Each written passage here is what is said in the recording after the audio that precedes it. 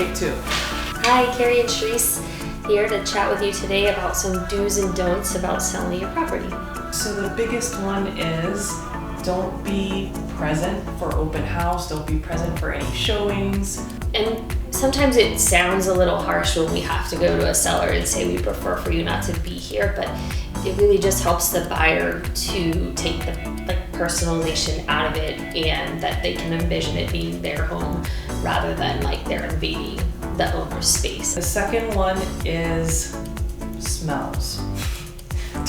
Clean up after your pets. You don't want buyers coming in and the house to smell like kitty litter, or for you have just cooked fish, or any kind of smells that are going to throw the buyers off. You want to avoid. Carrie just did an open house and she baked cookies because buyers like that. So the smells, as funny as it sounds, are super important. Over smell in the Good point. other direction is not ideal either.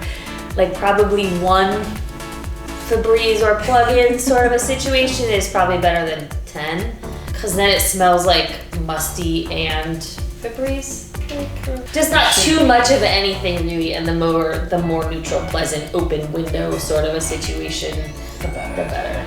Okay, number 3 is get your home staged. It's super important for the buyers to be able to come in and see a neutral palette. They don't want to see your green couch with a hole in it. I'm sure it's your favorite couch, but they don't want to see that.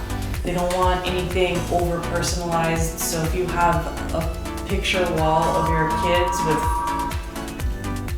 People call our office. It's important. What do you mean? We have a video on staging, the importance, the stats, all of that. So make sure to check that one out on our channel. Really? I love it. Again. Number 4 is pay attention to the curb appeal. So make sure your landscaper comes before where pictures are taken, comes before open house, because buyers are going to drive up to the home and they may not get out if it looks like a dump from the outside. It could be the nicest house ever. And they're not going to tell you that either. They're just going to be like, oh, my schedule changed. But they drove by and they're like, no. Exactly. So you want to make sure the curb appeal is there. Get your front door painted if it needs, just the little touch-up things that don't cost a lot of money. That'll help with the return. Don't ignore little cosmetic fixes. So if you have light bulbs out, change your light. Like it's little things, but buyers come in and they're like, oh, maybe they have an electrical problem. Really, it's a light bulb. Get all of the other little things taken care of. If there's little touch-up paint throughout the house that needs to happen.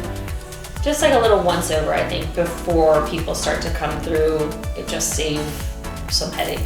Okay, the last one is, once offers start coming in, is don't throw an offer out just because it's not the highest priced offer. We want to make sure we look at all of them. Sometimes a person could come in $30,000 over the list price in hopes that they're going to get a price reduction when it doesn't appraise. And there are buyers out there that do that on purpose.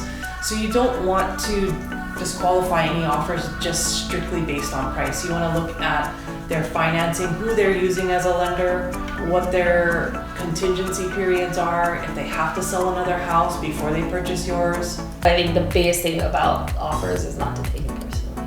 Oh, that's a good one. Those are Go find our channel. You're so